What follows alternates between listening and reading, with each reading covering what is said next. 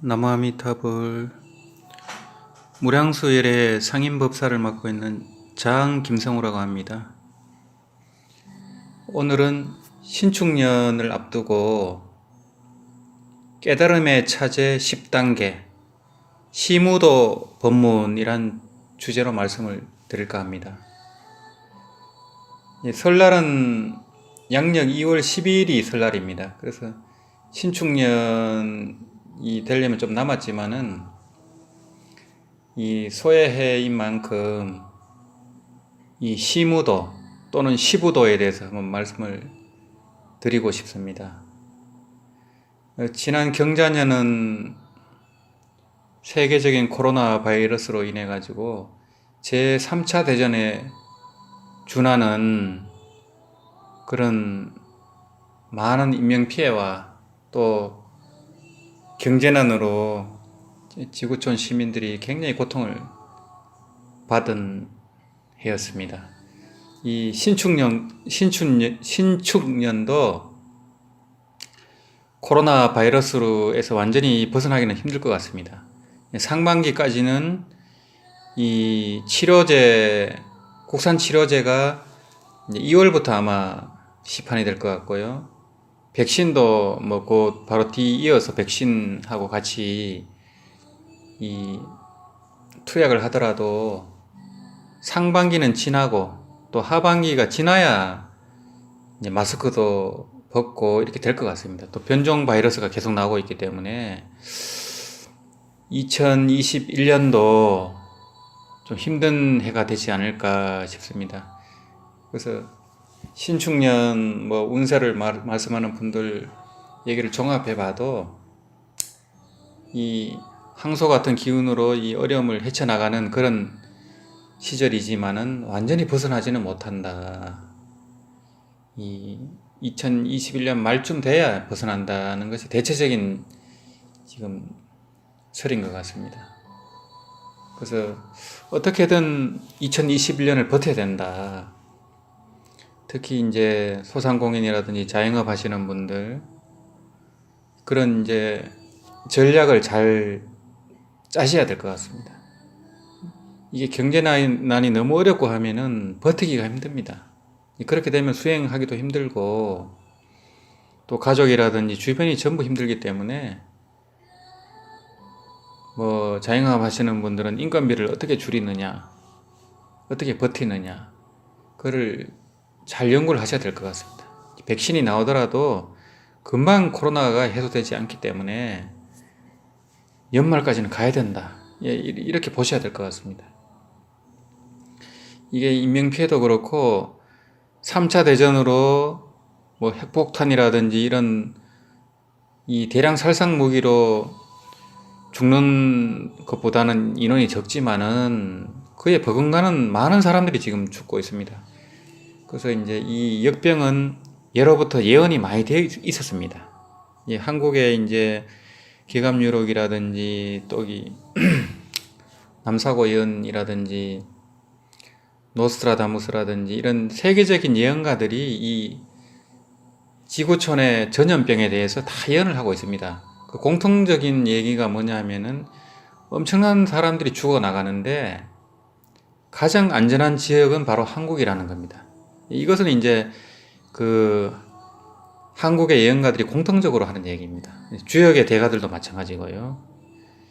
이 문명이 시작되는 것도 간방이요. 문명이 마무리되는 것도 간방이다. 또 후천세계가 시작되는 것도 간방이다. 간방이 바로 한반도 지역을 말합니다. 이 주역에서는요. 그것이 또 역학을 하는 분들, 또 예언가들의 공통적인 얘기이기 때문에 세계적으로 그렇게 인명피해가 많이 나도 그나마 한국은 이 돌아가시는 분들이 적은 겁니다. 적고 또 그나마 그 K방역으로 선방을 하고 있다. 이렇게 보시면 되겠습니다. 몇만 명, 몇십만 명이 지금 나라마다 지금 확진이 되고 있는데 그나마 우리는 하루에 1000명 미만으로 이렇게 되고 있고 또 사망자 수도 상당히 적은 편입니다. 또 경제적으로 봤을 때도 이 선진국 중에서는 한국 경제가 지금 가장 양호하게 버티고 있습니다. 또 지금 이런 코로나 사태 와중에 이탈리아 경제력을 넘어섰습니다.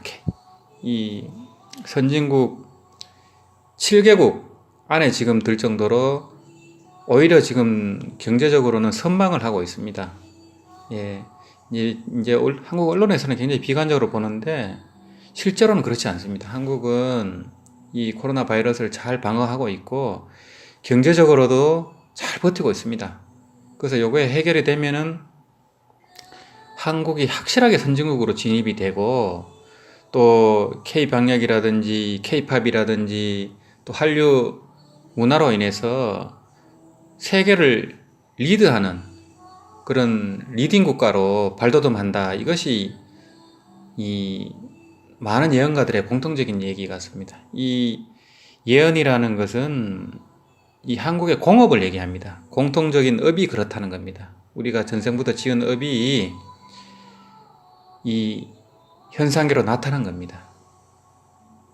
이 지구촌 시민들의 공업도 마찬가지입니다. 이 전생부터 지은 그 살생업이 이 바이러스 전염병으로 드러나는 겁니다.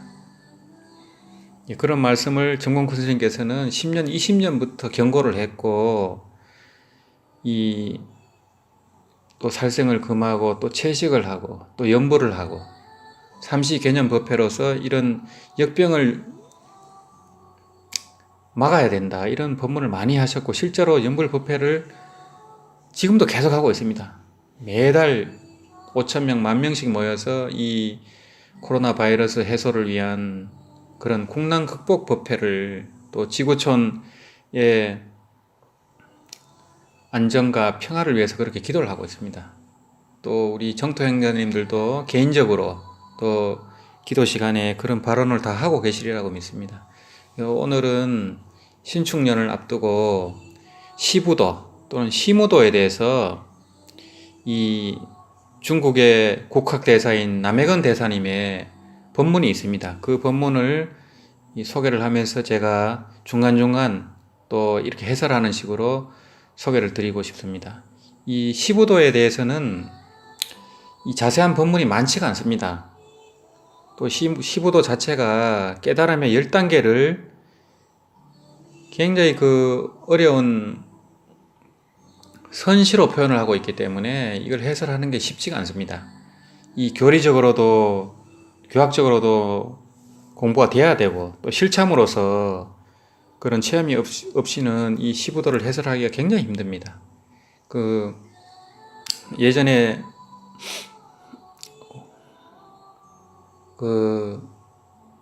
이기영 박사님이 이 시부도를 해설한 책이 있었습니다. 얇은 책이 있었고요. 그러고는 그렇게 상세하게 잘된 시부도 해설서는 본 적이 없습니다. 이 비움과 소통에서도 시부도 해설서를 낸 적은 있지만은 이기영 박사님 시부도 해설서를 능가한 것은 제가 못 본 것 같습니다. 또 이기영 박사님은 원효 스님, 원효의 불교 사상을 널리 선양을 하셨고 또 안전체로 이렇게 입적을 하셨다고 합니다. 저는 이제 그걸 보지는 못했지만은 평생 그렇게 제가 불교 운동에 이렇게 앞장을 서셨고 한국 불교, 특히 원효학을 전 세계에 널리 퍼뜨리는 그런 큰 역할을 하신 선지식이 바로 이기영 박사님입니다. 그런 분이 시부도를 해설한 책이 있습니다. 제목은 제가 기억이 안 나고요. 근데 남해건 대사님은 선과 생명의 인지 강의, 선과 생명의 인지 강의라는 책에서 이 시부도를 간략히 해설한 본문이 있습니다. 이 책은 마현 출판사에서 나왔고요. 송찬문 선생님이 번역을 했습니다. 이 송찬문 선생님은 남해건 대사님의 경학을 다 이렇게 공부하시고 또 번역하시고 또 마현 출판사를 세워서 직접 출판까지 하시고 각고의 노력으로 또 전 인생을 다 투자해서 그렇게 남해건 대사님 법문을 전하고 있습니다. 남해건 대사님 법문을 번역하시는 분이 몇 분 계시지만은 그 불교의 입장에서 깊이 있고 가장 정확한 그런 번역을 하시는 분이 바로 송찬문 선생님의 번역서다, 이렇게 보시면 되겠습니다. 그 불교에서는 안목이 가장 중요합니다. 안목. 그런 정확한 안목 없이는 바른 번역이 정말 힘듭니다. 해설도 마찬가지입니다.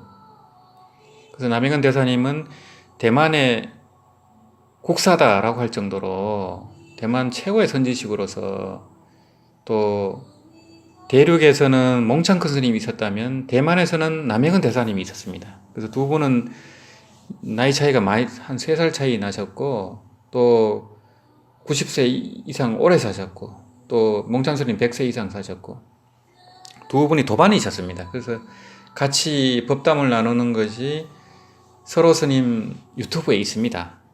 두 분이 이렇게 법담을 나누는 걸 보면, 아, 이 근현대를 대표하는 두 도인의 법담이 이런 거구나, 이런 느낌이 올 겁니다. 한번 살펴보시고요. 오늘은 남영근 대사님의 시부도 해설, 이거를 제가 읽으면서 설명을 드리겠습니다. 이제 가제는 깨달음의 차제 10단계 시부도 법문. 이 시부도는 시무도라고도 하고 또 모구도라고도 합니다. 모구도는 점수 법문을 말합니다. 우리들의 심념, 즉 이 흔히 말하면 마음을 심념이라 합니다. 이 마음은 망념과 무념, 또 망심과 진심을 다 포괄하는 것이 바로 이 심념입니다. 그래서 우리들의 심념은 바로 한 마리의 소로서 마구 달아납니다. 그래서 우리가 이제 이 범부 중생으로 살고 있기 때문에 그냥 이 여기저기 그냥 뭐 풀을 찾아 헤매는 그런 소와 같습니다. 또는 원숭이하고도 같다고 합니다. 이 우리의 생각은 원숭이 같다고 합니다. 조삼모사하고 왔다 갔다 하고 잠시도 가만히 있지 못하고 시비분별 망상하는 것을 바로 심념이라고 합니다. 이 심념이 한 마리 소로 이제 표현을 하는데, 이 시부도의 첫째는 검은 소입니다. 검은 소가 점점 이 심념이 컨트롤이 되고 수행이 돼갖고 흰 소로 바뀌는 겁니다. 그래서 흰 소가 됐을 때 불성이 드러나는 겁니다. 그래서 이 불성은 특히 흰 소로 표현을 합니다. 그래서 노지배구다. 그래서 이 평평하고 그 넓은 대지의 흰소다, 이렇게 표현을 합니다. 노지배구다. 그걸 이제 불성이라고, 이제 불심으로 이렇게 표현을 하는 겁니다. 이 모구도 그림은 명나라 선종에서 유명했습니다. 그 당시 목판 그림이었는데 일본인들은 이 모구도를 더욱 받들었습니다. 한 마리의 검은 소가 미친 듯이 도처로 마구 달아납니다. 목동은 고삐를 들고 뒤에서 쫓아갑니다. 이것은 무엇을 상징하는 것일까요? 우리들의 이 마음을 상징합니다. 그래서 목동은 이제 제6의식을 이제 상징을 합니다. 생각, 정감이 바로 이 한 마리의 검은 소인데 이리저리 마구 달아납니다. 그래서 이 이리저리 달아나는 이 소는 망념을 말합니다. 번뇌 망상을 말합니다. 목동, 그 제6의식은 고삐를 가지고 그 뒤에서 쫓아가도 따라잡지 못해서 묶어놓지 못합니다. 우리가 정자하고 있을 때 심념은 첫 단계에서 바로 이와 같은 상황인데, 보명하상은 네 구절의 시로서 묘사했습니다. 그래서 이 시부도 해설은 보명하상의 해설이 가장 유명합니다. 가장 적절한 묘사로, 또 시적으로, 또 절묘하게 이 선의 깨달음을 녹인 해설이 바로 보명하상의 선시다, 이렇게 보면 되겠습니다. 이 시부도의 첫 단계는 미목입니다. 길들이기 전이다. 우리의 이 이리저리 날뛰는 마음 상태를 말합니다. 이 우리 마음은 이 망심과 진심이 같이 있습니다. 우리가 보통 마음이라고 할 때 어떤 경우는 망심을 얘기하고 어떤 경우는 진심을 얘기합니다. 그걸 헷갈리면 안 됩니다. 그때 그걸 알아차려요. 요거는 진심을 얘기한다. 요거는 망심을 얘기한다. 요걸 알아야 됩니다.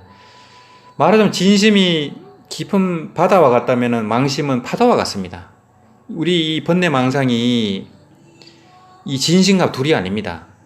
그 지혜작용으로 드러나는 겁니다. 그래서 둘이 아니면서 또 하나가 아니기도 합니다. 불이 관계입니다. 같기도 하고 다르기도 하고 이게 바로 진심과 망심의 관계입니다. 그래서 이 소는 같은 소인데 검은 소가 흰 소로 변해야 됩니다. 그래서 우리 이 번뇌망상이 무념, 무심, 진심으로 바뀌도록 하는 것이 바로 수행의 과정입니다. 이것이 바로 10단계 수행의 점차입니다. 첫 번째 이 미목입니다. 보명하상은 이렇게 개송을 쓰고 있습니다. 머리에 흉악한 두 뿔 나고 제멋대로 울부짖으며 시내와 산으로 내달리는 길 갈수록 멀어지네. 한 조각 검은 구름이 골짜기 어귀에 걸쳐 있으니 누가 알까 걸음걸음마다 좋은 싹 짓밟는 줄을. 머리에 흉악한 두 뿔이 나고 제멋대로 울부짖으며, 여기서 소의 그 두 뿔은 대단히 위풍이 있습니다. 우리는 어떤 사람이 매우 총명한 것을 형용하여 두각쟁령이라고 합니다. 즉 두각을 나타내다, 재능이 뛰어나다 이런 뜻입니다. 두각쟁령이다. 머리 두자 뿔각자, 이 다툴쟁자, 다툴령자 해서 이제 어떤 사람이 매우 총명한 것을 형용하여 두각쟁령이라고 합니다.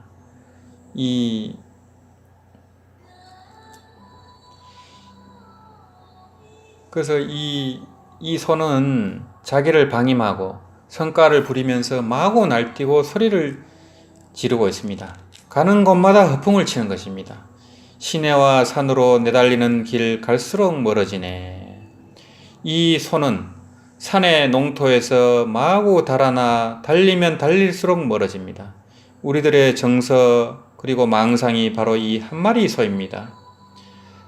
한 조각 검은 구름이 골짜기 어귀에 걸쳐 있으니 날이 어두워져 어디로 달아났는지를 모릅니다. 그래서 우리가 이 마음챙김을 하지 않으면 번뇌망상에 끌려다닙니다. 그래서 망상에 꼬리를 물고 심지어는 잠을 설칩니다. 걱정이 걱정을 낳고 또 걱정을 낳고 번뇌망상이 끝이 없습니다. 이게 바로 이제 이 검은 소를 상징을 합니다. 네 번째 구절은 자기 반성입니다. 날이 어두워져 어디로 달아났는지를 모릅니다. 이 망상 정서가 이곳저곳으로 마구 내달리는데 누가 알까 걸음걸음마다 좋은 싹 짓밟는 줄을.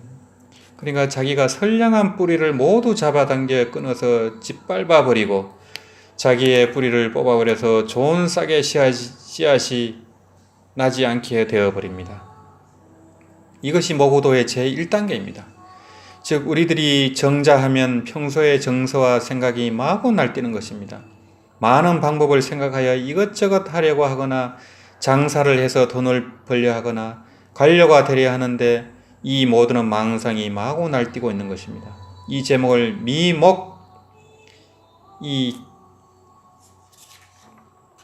길들이기 전이라고 하는데 자기의 망상 심념을 묶어 놓을 수 없는 단계입니다. 이것이 바로 우리 범부 중생의 마음 상태를 얘기하는 겁니다. 길들이기 전이라는 겁니다. 우리가 참선을 하기 전, 윗바사나를 하기 전, 염불을 하기 전의 상태를 말합니다. 그런데 우리가 선방에 들어가서 앉아보면은 그 번뇌 망상이 말할 수가 없습니다. 일본에도 얼마나 많은 망상이 올라오는지 말할 수가 없습니다. 염불할 때도 마찬가지입니다. 아미타불 하는데 망상은 또 얼마나 올라오는지, 하여튼 그 망상이 올라오는 즉시 바로 아미타불로 그걸 녹여버려야 됩니다. 이 또 누가 뭐 욕을 하거나 또 안 좋은 소리를 하거나 이럴 때 아차 하고 우리가 쏙더라도 첫 번째 화살은 맞을지라도 두 번째 화살에서는 바로 아미타불, 또 두 번째 화살에도 놓쳤을지라도 세 번째 화살에서는 아미타불로 가야 됩니다. 또 하도 하시는 분들은 바로 하도를 챙겨야 됩니다. 또 윗바사나 하는 분들은 바로 알아차려야 됩니다. 아, 이것이 망상이구나. 바로 알아차려야 됩니다. 이 연불하시는 분은 바로 번뇌 망상이 올라오는 즉시 알아차려가지고 바로 아미타불로 가야 됩니다.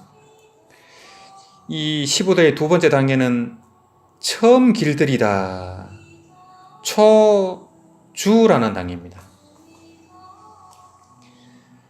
내게 한 가닥 곱비 있어 느닷없이 솟고 깨어서 돌아 내달리면 아프게 채찍질하고 예전의 나쁜 습성 다스리기 어려우니 아직은 목동이 온 힘으로 끌어당겨야 하네.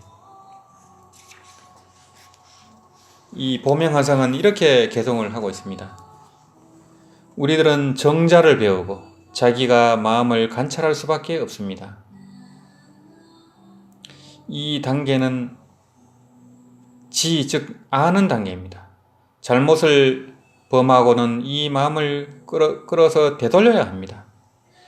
초조, 즉 드디어 염두를 찾아내고는 이 마구 달리는 생각을 묶어 놓습니다. 이것을 처음 길들이다 할 때 초조라고 합니다. 처음 길들이다. 내게 한 가닥 곱비 있어 느닷없이 소코를 깨어서, 곱비를 하나 가지고 소의 코를 깨어 놓습니다. 이제 우리들이 불법의 출입식 수행을 이용하는 것입니다. 길을 이용하는 것입니다. 호흡이라는 길은 한 가닥 곱비로 심성이라는 소의 올가미를 씌워 놓는 것입니다. 그래서 이제 이 남해근 대사님은 출입식념, 호흡 수련을 굉장히 중요시합니다. 부처님의 호흡법을 아나빠나사티라고 합니다. 그래서 들숨과 날숨을 관찰하는 이것을 수행의 기초로 삼습니다. 그래서 이 번뇌망상이 올라오지 않게 항상 호흡을 관하라고 하는 겁니다. 또는 이제 백골간, 이 백골간을 통해 가지고 일체가 무상하고 집착할 것이 없다는 것을 뼈저리게 깨달아야 된다는 겁니다. 그 백골간하고 호흡간을 가장 중요시합니다. 근데 여기서는 이제 호흡간, 부처님의 호흡법을 가지고 지금 이 번뇌망상, 이 망심을 컨트롤 하라는 겁니다. 소 고피, 이제 소 올가미를 고피로 이 호흡법을 가지고 소의 코를 깨라는 겁니다. 돌아 내달리면 아프게 채찍질하고 소가 다시 성깔을 부리고 마구 달아나면 그에게 채찍질을 한번 합니다. 그러므로 여러분이 정자하고서 아나빠나를 닦는 것은 바로 이 곱비 하나로 이 신념을 잡아당겨 되돌리는 것입니다. 그래서 이 망념이 날뛸 때 바로 아미타불로 돌아가면 됩니다. 예전의 나쁜 습성 다스리기 어려우니 마구 달아나면 다시 되돌립니다.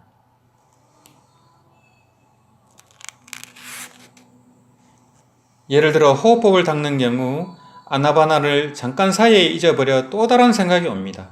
마음과 호흡, 즉 심식이 하나로 결합되지 않은 까닭에 또 도망가 버렸습니다. 이것은 자기의 습성인데 밖으로 내달리기를 좋아하는 것입니다. 아직은 목동이 온 힘으로 끌어당겨야 하네. 이 목동에 의지하여 끌어당겨야 합니다. 목동은 우리들 자신의 의지인데 그 의지를 사용하여 생각 염두를 끌어당깁니다. 아까 말씀드렸듯이 이 목동은 제6의식을 얘기합니다. 우리의 일상적인 이 의식을 얘기합니다. 이 의식을 가지고 이 망념을 알아차려 갖고 호흡법이라든지 또는 아미타불 연불로 이것을 올가면을 씌워 가지고 이리저리 도망 다니지 못하게 한다는 겁니다. 여러분 보십시오. 그림의 이 한 가닥 곱비는 소의 코를 깨고 있습니다. 소가 달아나고자 하면 목동은 애를 써서 잡아당깁니다. 그래서 우리가 의식적으로 연보를 하고 또 마음 챙김을 하고 하도를 드는 것은 우리 이 원숭이 같은 또 이 길들이기 전에 소와 같은 이 망심을 길들이기 위한 겁니다. 이 우리가 수행이다 하는 것은 바로 업습을 닦는 겁니다. 그래서 수습이다 하기도 하고 또 수정이다 하기도 합니다. 닦을 숫자 바를 정자를 해갖고 업습을 바르게 고치는 겁니다. 수행이라는 것이 나쁜 업습을 이 좋은 습관으로 고치는 것이 바로 수행입니다. 그래서 항상 이 망상이 올라올 때마다 아미타불, 아미타불, 아미타불. 그래서 우리가 평상시에 연보를 하는 이유가 바로 이 갑작스런 큰 경계가 올 때라든지 누가 나를 욕을 한다든지 또 배신을 당했다든지 그때 바로 연불이 나오도록 하기 위한 연습입니다. 평상시에 안 해놓으면 절대로 컨트롤이 안 됩니다. 바로 쏘가 넘어갑니다. 바로 욕을 하면 바로 똑같이 욕이 나옵니다. 바로 주먹질이 나오면 똑같이 주먹질이 나갑니다. 그게 쉽지가 않습니다. 우리가 운전을 할 때 보면은 그 좋은 사람들도 운전할 때 욕이 나옵니다. 근데 연보를 하면 할수록 이제 그런 게 점점 이제 줄어드는 거죠. 이 15대 세 번째 단계는 길들여져 가다 수제라고 합니다. 이제 받아들일 숫자에 컨트롤 제어할 제자입니다. 길들여져 가다. 이제 우리가 하두나 연불이나 윗바사나를 통해서 이 망심을 길들여가는 단계입니다. 보명하상은 이렇게 개성을 읊고 있습니다. 점점 복종하여 내달리기 멈추어서 물 건너고 구름 헤쳐도 걸음걸음 따라오네. 손에 쥔 고삐 조금도 늦추지 않지만 목동은 하루 종일 스스로 피곤함을 잊었네. 이제 우리가 이 아미타불 연불이 조금 익숙해진 단계입니다. 그래서 망심도 잦아들고 또 이 수행이 재미가 있는 단계입니다. 그래서 피곤하지가 않습니다. 재미가 있으니까 이 번뇌망상이 조복이 어느 정도 되니까. 이게 바로 세 번째 단계는 수제 단계입니다. 이 수제 단계는 점점 복종하여 내달리기를 멈추어서 소가 고삐에 깨어진 습관이 되어 점점 얌전해져서 목동이 가볍게 한번 잡아당기면 끌려옵니다.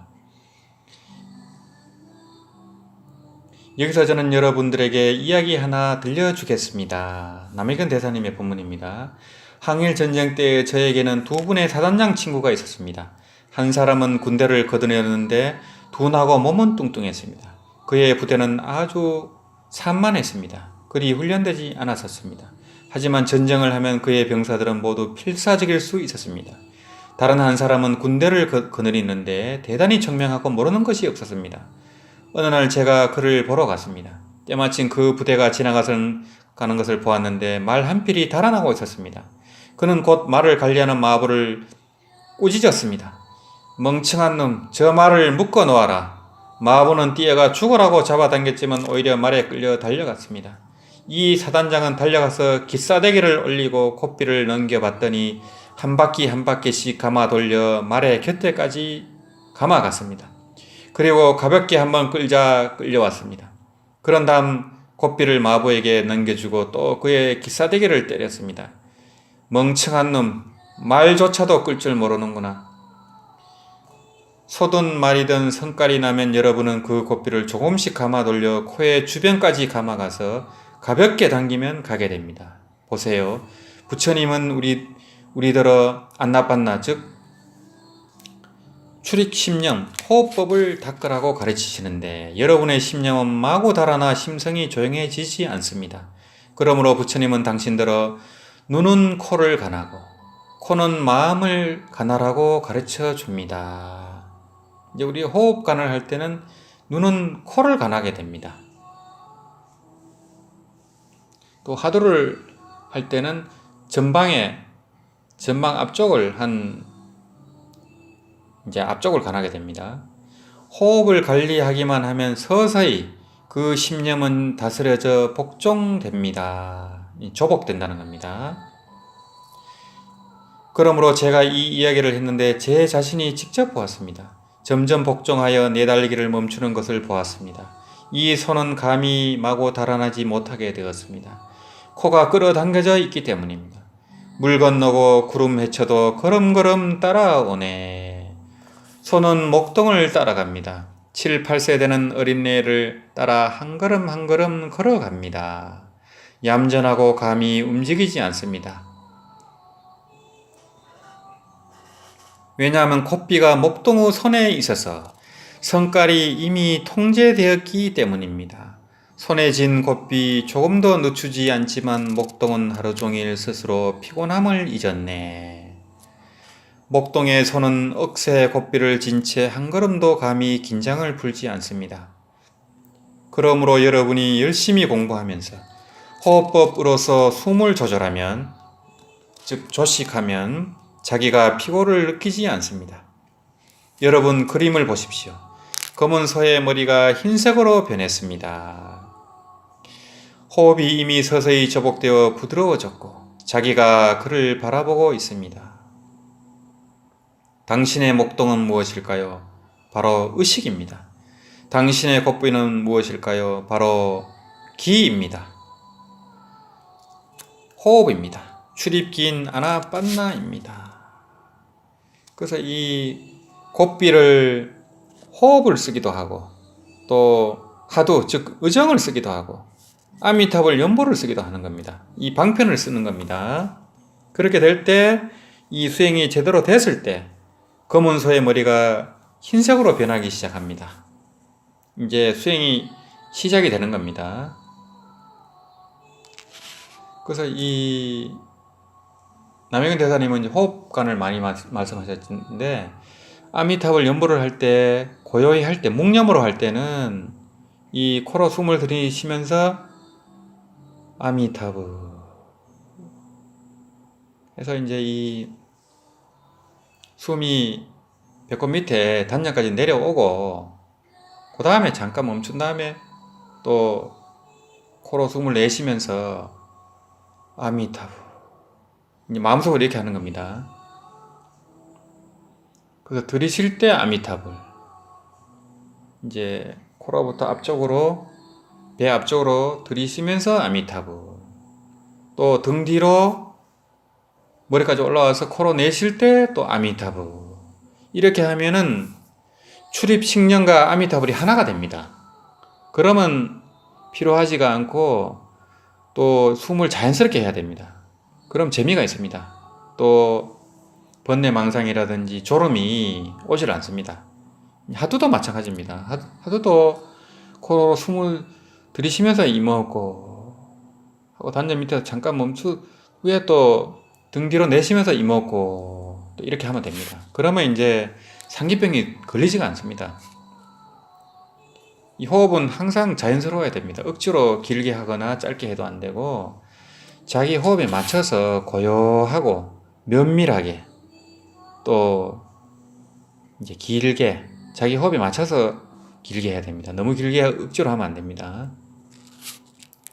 그렇게 하면은 이 심념, 이 망심이 저절로 고요하게 됩니다. 그래서 이제 같이 연보를 할 때는 고성 연보를 하고 또 걸으면서도 하고 또 묵념을 합니다. 묵념은 이제 보통 우리가 같이 연보를 할 때는 5분, 10분 정도만 묵념을 합니다. 이제 그거는 개인적으로 이제 할 수 있기 때문에 같이 모였을 때는 목탁을 치고 북을 치면서 또 경사를 치면서 같이 또 연보를 하고 또 혼자 하실 때는 이제 사람이 있거나 그럴 때는 묵념으로 그렇게 하시면 됩니다. 당신의 의식, 심념을 전일하게 하여 마음과 호흡을 하나로 결합시켜 부드럽도록 조절하는 것이 세 번째 단계입니다.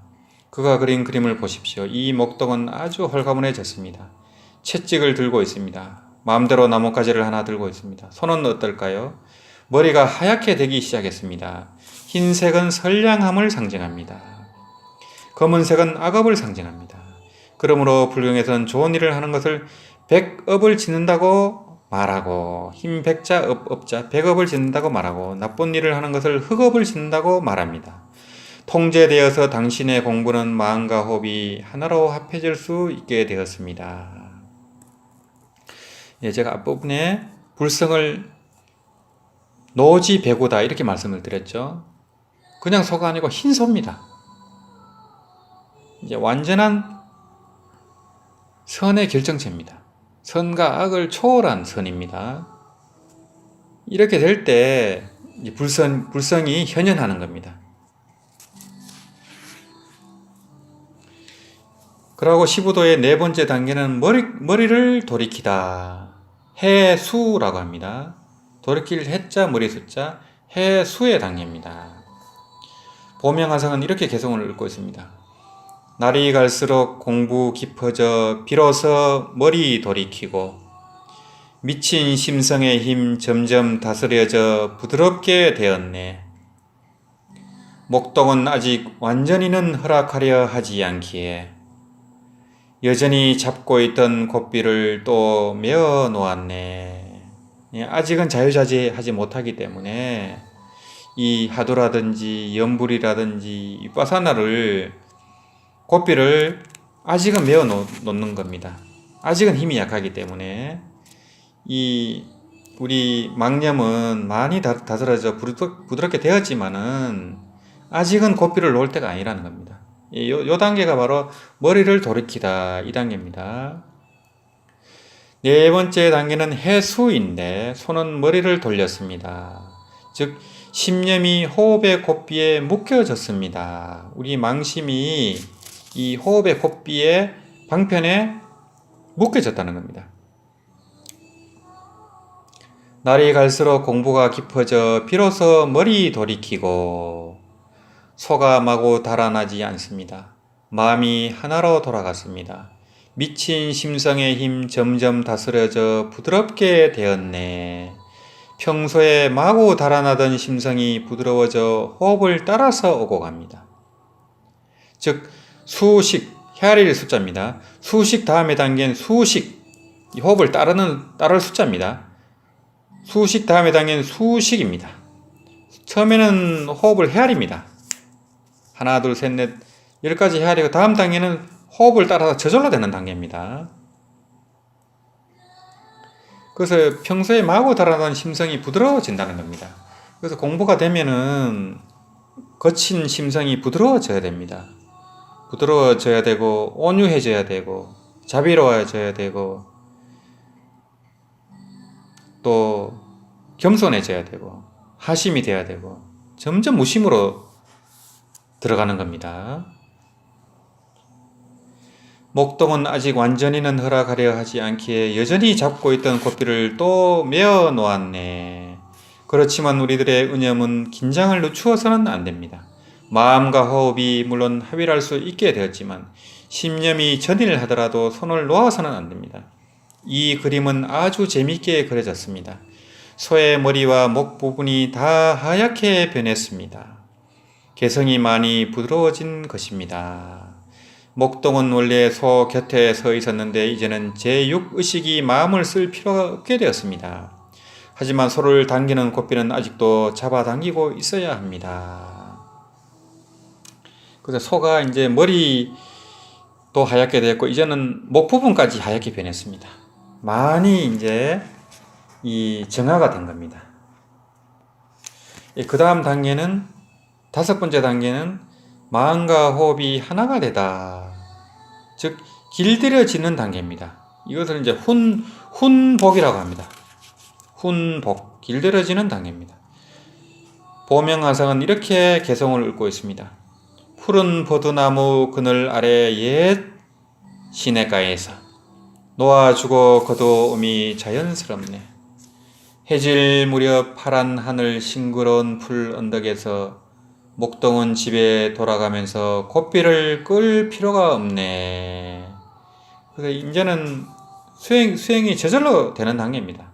억지로 가도로 들거나 억지로 연불하는 단계가 아니고 이 발만 걷기만 하면 연불이 저절로 굴러가는 단계입니다. 하도가 끊어지지 않는다.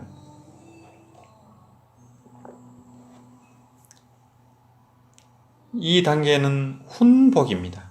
푸른 버드나무 그늘 아래 옛 시냇가에서 목동은 고삐를 잡아당기지 않기로 했습니다.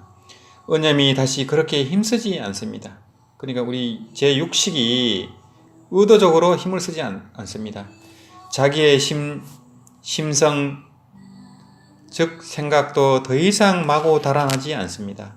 언제나 출입식, 호흡을 따라서 하나가 되었습니다. 이것은 수식, 호흡을 따름이 곧 지식, 호흡이 그쳐지는 단계에 도달하는 것입니다. 놓아주고 거두어옴이 자연스럽네. 편안합니다. 소도 얌전해졌습니다. 생각이 마구 달리지 않고 언제나 공부 경계 속에 있습니다. 해질 무렵 파란 하늘 싱그러운 풀 언덕에서 이 경계는 저절로 마음이 편안하고 기분이 좋습니다. 일모벽운 방초지라 해질 무렵 파란 하늘 싱그러운 풀 언덕에서 일모벽운 방초지라. 예, 이 정도 단계만 돼도 늘 마음이 편안하게 됩니다. 기분이 좋아지고 남과 다툴 필요가 없고 시비 분별이 줄어들고 공부하는 것이 즐겁고, 예, 이런 단계가 바로 5번째 단계입니다. 훈복의 단계입니다. 목동은 집에 돌아가면서 고삐를 끌 필요 없네. 목동은 손에 고삐를 가지고 스스로 집으로 돌아오는데 소를 끌어당기지도 않습니다. 우리가 시골에서 어렸을 때 본 적이 있는데 얌전한 소는 저녁이 되면 스스로 돌아올 줄 알았습니다. 이 그림의 소는 이미 3분의 2가 하얀색으로 변했습니다. 그만큼 선량해진 것입니다. 그래서 저절로 염불이 되고 하도가 되는 단계면은 이 망심, 이 심념의 3분의 2가 하얀색으로 변한 겁니다. 한 3분의 2 정도는 조복이 된 겁니다. 그 다음 시부도의 6번째 단계는 걸림없는 단계입니다. 무예입니다. 무예. 무예자제하다 할 때 6번째 단계입니다. 보명하상의 개성입니다. 넓고 빈 땅에서 편안히 잠자고 의식이 자유롭고 채찍질 수고 않고 영원히 걸림없네. 목동은 푸른 소나무 아래 듬직이 앉아서 태평가를 한 곡 부니 즐거움이 여유 있네. 이 정도 단계만 해도 대단한 단계입니다. 무예자제한 단계이기 때문에. 그렇지만 이것은 6번째 단계에 불과합니다. 여기서 이게 끝인 줄 알면 큰일 납니다. 퇴전을 하게 됩니다. 그래서 반드시 이런 10단계를 알아야 되고 또 함경의 52단계를 알아야 됩니다. 또 능경을 보아가지고 그 수행차제 또 그런 그 수많은 그 마장의 단계를 알고 있어야 됩니다. 이 모고도의 6번째 단계는 무예입니다. 이 손은 거의 전체가 하얗게 되었습니다. 모두 선량해졌습니다. 심성이 조복되었습니다. 오직 꼬리 부분만 여전히 까맣습니다. 목동은 어디에 있을까요?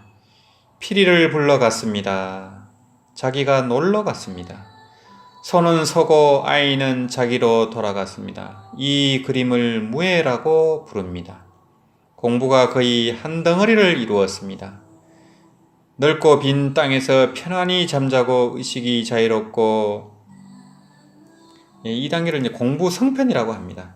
이 하나로 똘똘 뭉치는 단계입니다. 이 공부 성편은 하두에서도 이런 공부 성편 단계가 있고 또 연불도 마찬가지입니다.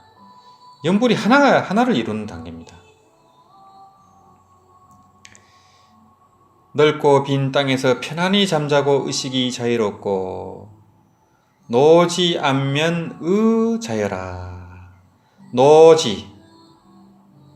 노지는 아득히 넓은 빈 땅인데 밤낮으로 공부가 자연히 길에 올랐고 영혼이 청정한 선정의 경계 속에 있습니다. 노지 배구할 때 이 노지를 말합니다. 의식을 집중할 필요가 없이 자연히 모두 전일하여 청정합니다. 그래서 이제 2단계가 되면 일양전념, 일심불란, 또 일심개념으로 들어가는 단계입니다. 즉 우리들이 앞에서 얘기했던 4가지 요가에서 이희 단계에 이미 도달한 겁니다. 이것은 이제 남해근 대사님 앞에서 법문한 단계가 있습니다. 이희, 희롱하는 단계를 떠난 단계입니다. 채찍질 수고 않고 영원히 걸림없네. 이 소에 대해서는 상관하지 않기로 했습니다. 즉 망념에 대해서는 상관하지 않기로 했습니다. 심성망념이 자연히 일어나지 않고 청정했습니다.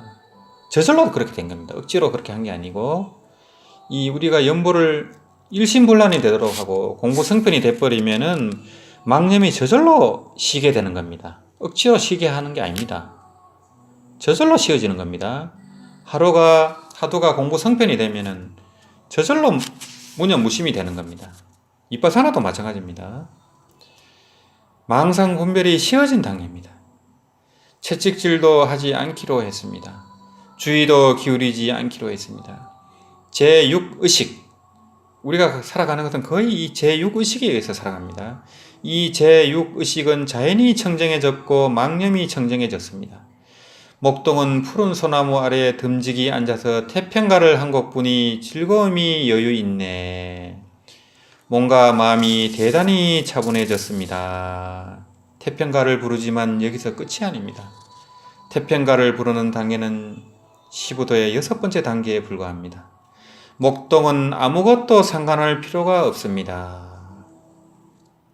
제6의식과 의거는 이미 청정해져서 차분히 푸른 소나무 아래에 앉아서 일없이 피리를 불고 놀고 있는데 당나라 사람의 구절인 짧은 피리를 가락 없이 입에서 나오는 대로 분다 하는 내키는 대로의 단계입니다.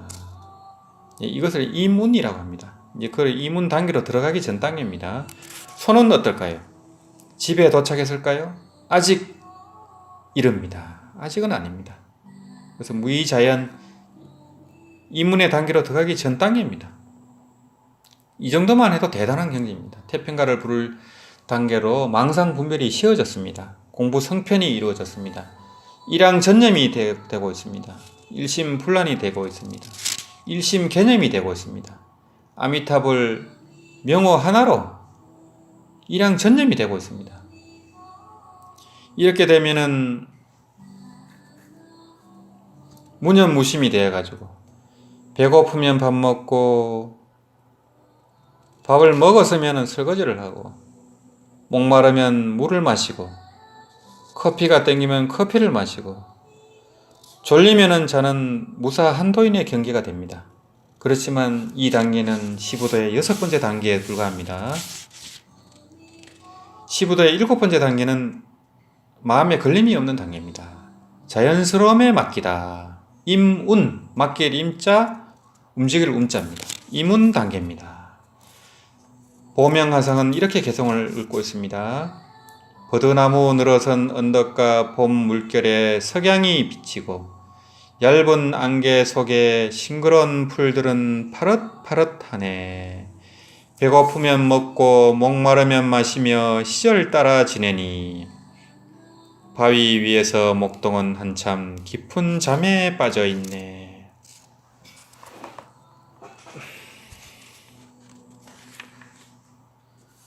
걸림없는 단계, 무에 자제한 단계입니다. 7번째 단계는 이문 단계에 도달했습니다. 소의 꼬리도 검은 부분이 없어졌습니다. 남은 것은 모두 선업으로 생각마다 청정합니다. 그러니까 생각을 낼 때마다 선심이고 어떤 행위를 할 때마다 선행입니다. 뭘 해도 보현행이 되는 겁니다.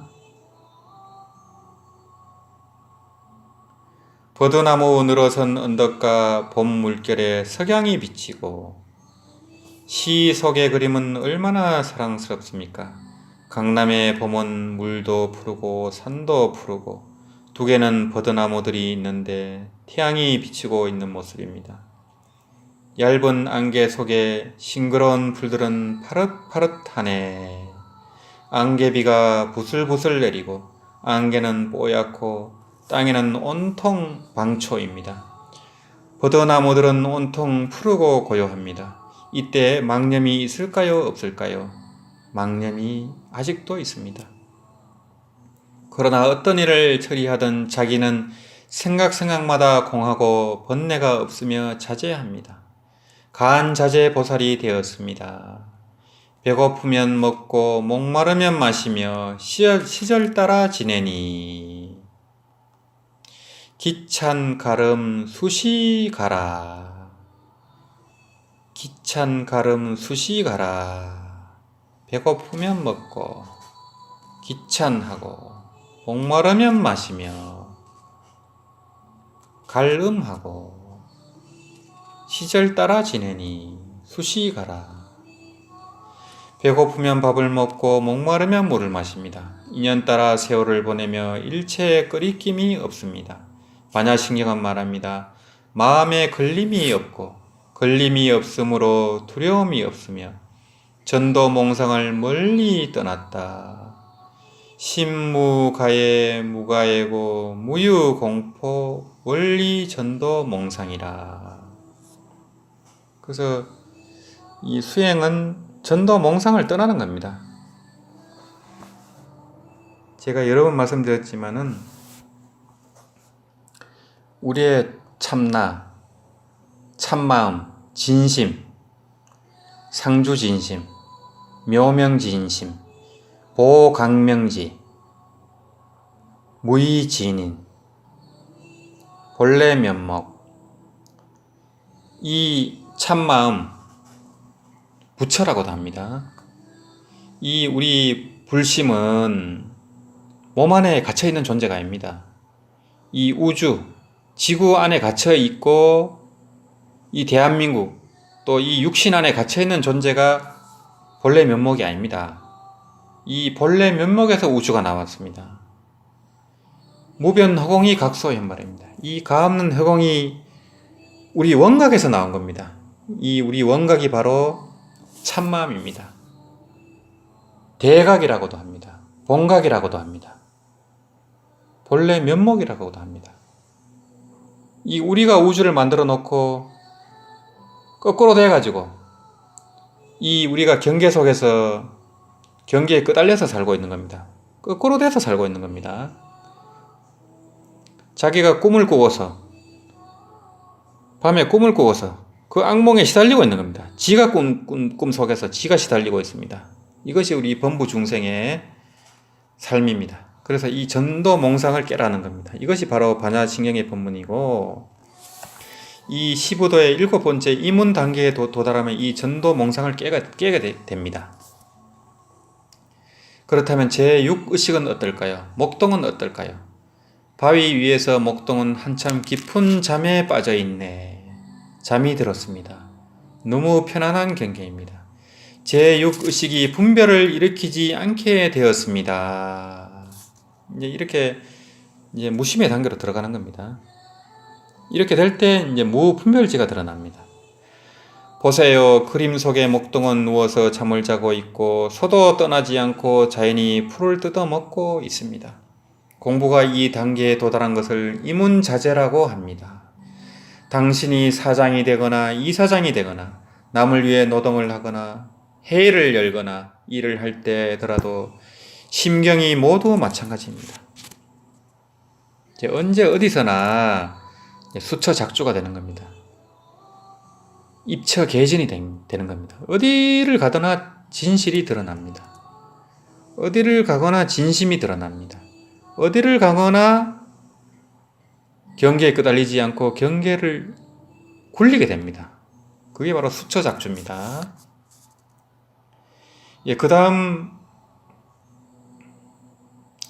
15도의 8단계는 서로를 잊어버리다. 상망, 서로 상자 잊을 망자, 상망의 단계입니다. 보명하장은 이렇게 개성을 읽고 있습니다. 흰소는 항상 흰 구름 속에 있고 사람도 자연히 무심하고 소 또한 그러하네. 달빛이 흰 구름 뚫으니 구름 그림자가 희고 흰 구름 밝은 달 아래서 가는 대로 내맡기네.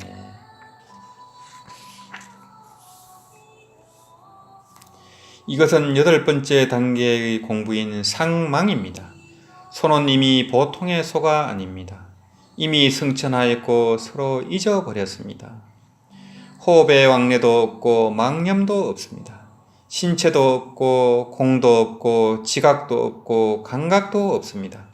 온통 청정하고 온통 선한 경계입니다. 흰 소는 항상 흰 구름 속에 있고 배구 상제 백운 중이라 온통 강명입니다. 사람도 자연히 무심하고 소 또한 그러하네.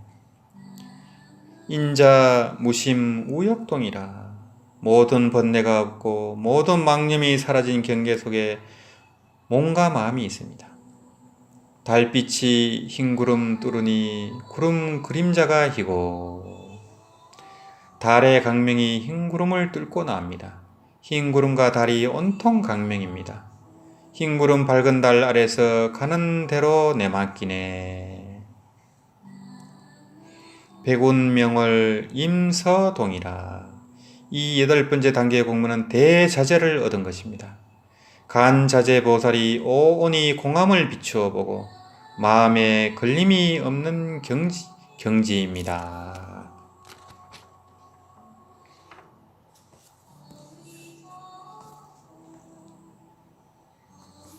어떻게 보면 이제 대무심의 경지이고 이제 아공의 단계입니다. 그렇지만 여기가 끝이 아닙니다. 시부도의 8단계에 불과합니다. 그래서 이런 이 과정을 알고 있어야만이 끝없이 초월할 수 있습니다. 향상 일로가 가능합니다. 이런 단계, 함경의 단계, 능언경의 단계를 공부를 하지 않으면은 거기가 끝인 줄 착각을 하게 됩니다. 마음이 너무 편하고 행복하니까 끝인 줄 알게 됩니다. 절대 그게 아닙니다. 이 시부도의 6번째, 7번째, 8번째 단계는 구분하기가 쉽지가 않습니다. 이거를 깊이 이제 참고를 해야 됩니다. 그래야만 암안심에 빠져가지고 정상만이 되지가 않습니다. 자기가 구경각을 정득하지 못했는데 정득한 것처럼 자기가 자랑을 하고 번문을 하고 이렇게 하면 무간지옥에 떨어집니다.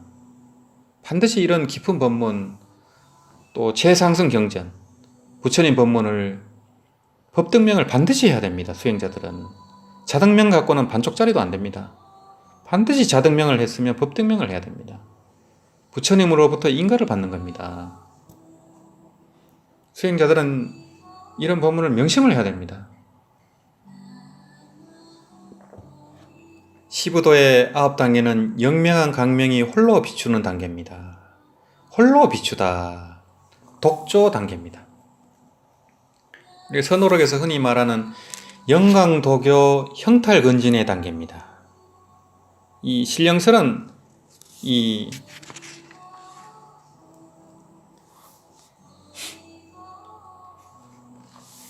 알밀이 있습니다. 이 신령설은 영각은 몸과 마음을 벗어나 있습니다.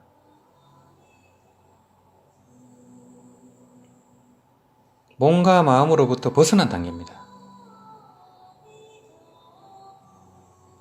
색수상행식으로부터 벗어난 단계입니다. 이것이 바로 독조라는 단계입니다. 영명한 강명이 홀로 비추다. 보명하상은 이렇게 노래하고 있습니다. 손은 사라졌고 목동은 한가한데 외로운 구름이 푸른 산봉우리들 사이에 걸쳐있네. 밝은 달 아래서 박수치며 높이 노래 불러도 집에 돌아가자면 아직은 한 관문이 남아있네. 이 영광도교 형탈근진의 단계도 한 관문이 남아있습니다. 9번째 단계는 독조입니다. 소가 사라졌고 망념, 잡상이 사라졌습니다. 목동인 제6의식은 잠자러 가버렸습니다. 무슨 아무것도 없습니다. 손은 사라졌고 목동은 한가한데 소도 찾을 수 없고 목동은 한가롭습니다. 즉 의식이 청명한 것입니다. 백장선사가 말한 영명, 신령스럽고 밝은 강명이 홀로 빛나 멀리 육군 육진을 벗어났다. 영강도교 형탈 근진이라. 근진이 바로 육군 육진입니다. 그 주관과 객관 세계를 다 벗어난 겁니다. 목동은 유유하고 자유롭습니다. 목동은 바로 우리들 자신입니다. 외로운 구름이 푸른 산봉우리들 사이에 걸쳐있네. 일편 고운 벽장간이라. 푸른 하늘 위에 아직은 약간의 흰 구름이 있습니다. 벽장, 푸른 산봉우리를 벽장이라고 합니다. 벽장의 경지는 청명한데 목동은 스스로 알았고 공부가 도달했습니다. 밝은 달 아래서 박수치며 높이 노래 불러도 박수고가 명월하라도 일체가 공해졌습니다. 밀종에서는 공성을 본다고 합니다. 공해지면 아무것도 없습니다.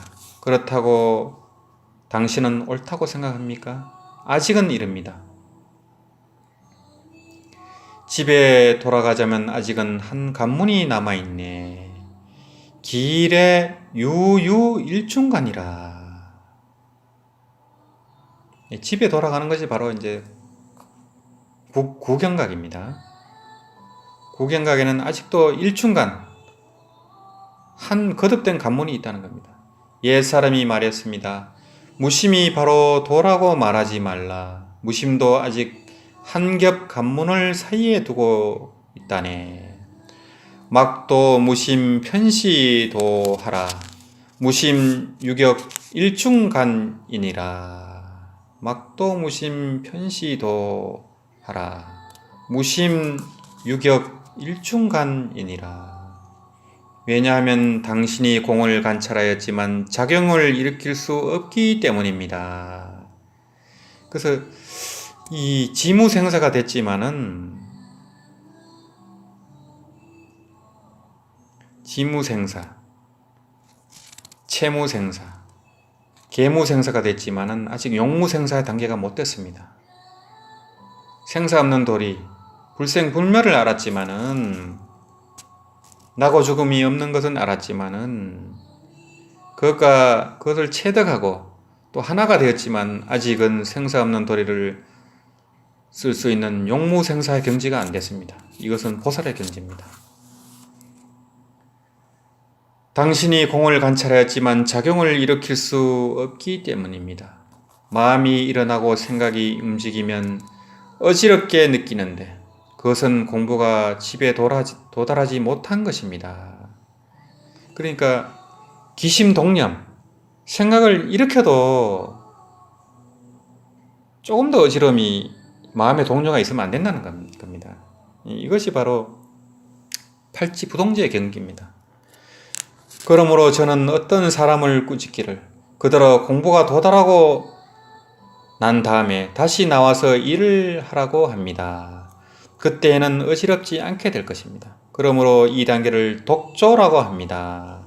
세간을 벗어날 수는 있지만 세간에 들어갈 수 없다면 아직은 공부가 덜 된 겁니다. 대보살의 경계가 아닙니다.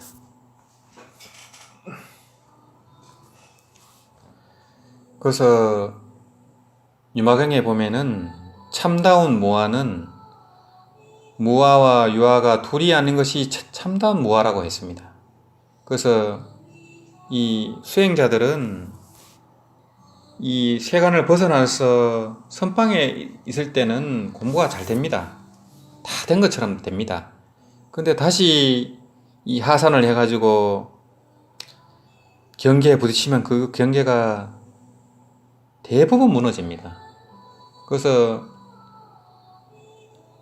뭐 어떤 미인이 유혹을 한다든지 또 매덕을 가지고 또 돈을 가지고 유혹을 한다든지, 또 명예를 가지고 대도인이라고 이렇게 떠받들고 이런 명예욕을 가지고 또 유혹을 한다든지, 이렇게 되면 또 흔들립니다. 그래서 그렇게 돼서는 안 된다는 겁니다. 그래서 세간에 있든 출세간에 있든 걸림이 없는 단계가 돼야 된다는 겁니다. 그래서 이제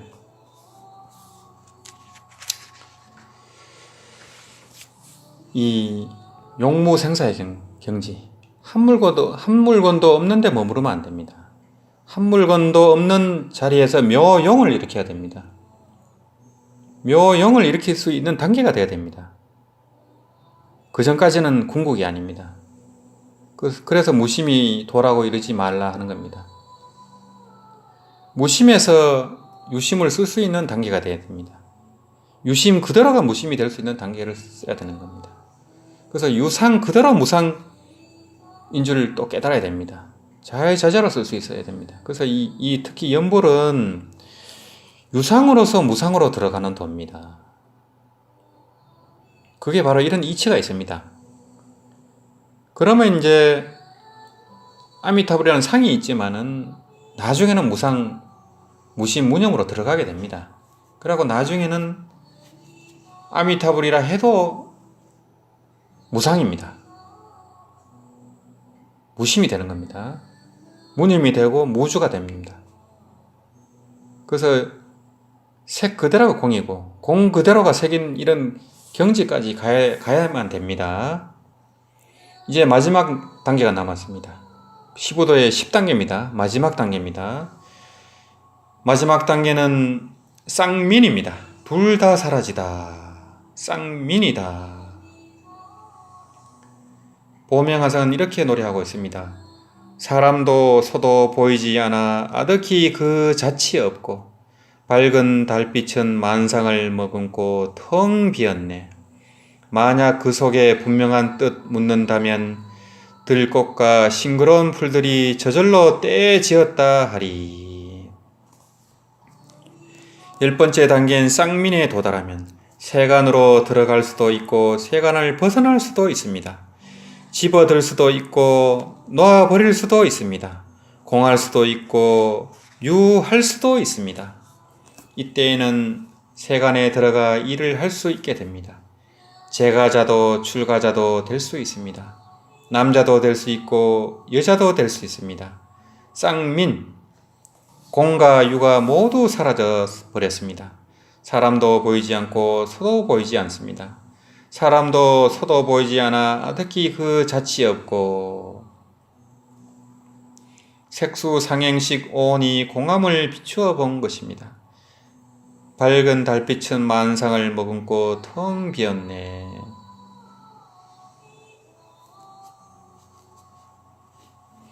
명월강함 만상공이라 오직 자성의 한 덩이 강명만 있습니다.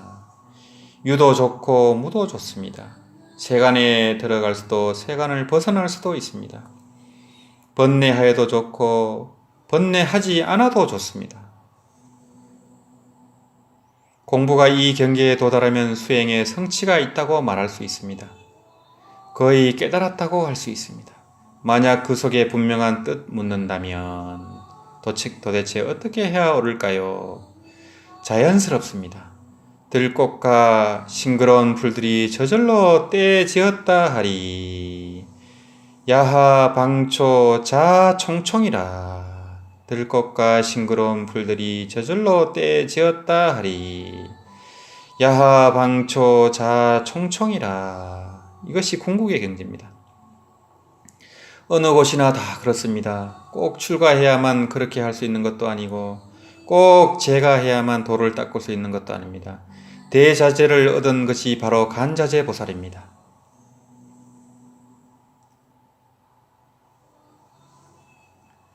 이것이 마지막 단계입니다. 그래서 야방초, 자총총의 이런 경계는 산시산이요 수시수의 그런 단계입니다. 있는 그대로 깨달음의 경지입니다. 산은 푸르고 물은 흘러가는 그런 경계입니다. 주관과 객관을 초월한 경계입니다. 아공, 법공이 된 경계입니다.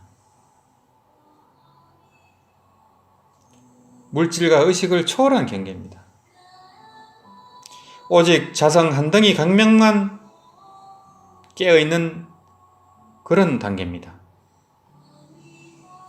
이것이 바로 영강 도교한 무량강, 무량수가 드러나는 그런 단계입니다.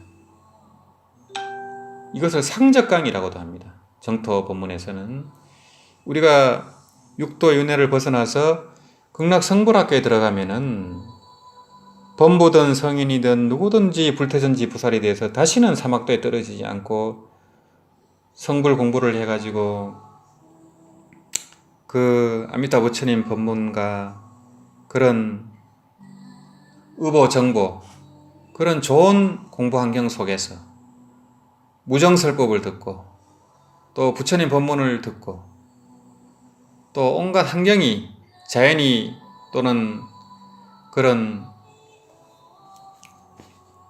새소리, 바람소리, 물소리가 내는 그런 법문을 듣고 저절로 깨닫게 됩니다. 저절로 깨닫게 되기 때문에 누구든지 이 무생법인을 증득하고 아미타 부처님의 인가를 받고 성불하게 되어 있습니다. 그게 시간이 길고 짧을 뿐이지 고품 연대에 하생하는 그 차이에 따라서 성불하는 시간이 각자 다릅니다. 그렇지만 누구든지 퇴전하지 않고 언젠가는 성불하게 되는 곳이 바로 극락성불학교입니다. 이제 거기서 이 궁극적으로 성불할 때 증득하는 경계가 바로 상적강토입니다. 그때 바로 자성미타가 현전하는 겁니다. 이런 단계를 이 시부도의 마지막 단계에서 이렇게 묘사를 하고 있습니다. 그래서 이 보명하상의 이 개송도 참으로 탁월하고 또 이것을 또 짧은 법문으로 절묘하게 이렇게 풀이한 남영은 대사님의 이 본문도 참으로 희유합니다. 그래서 제가 언젠가 한번 소개를 해야지 한번 생각을 했었는데 마침 신축년이라 해갖고 소띠해가 돼가지고 제가 한번 이 사족을 달아봤습니다.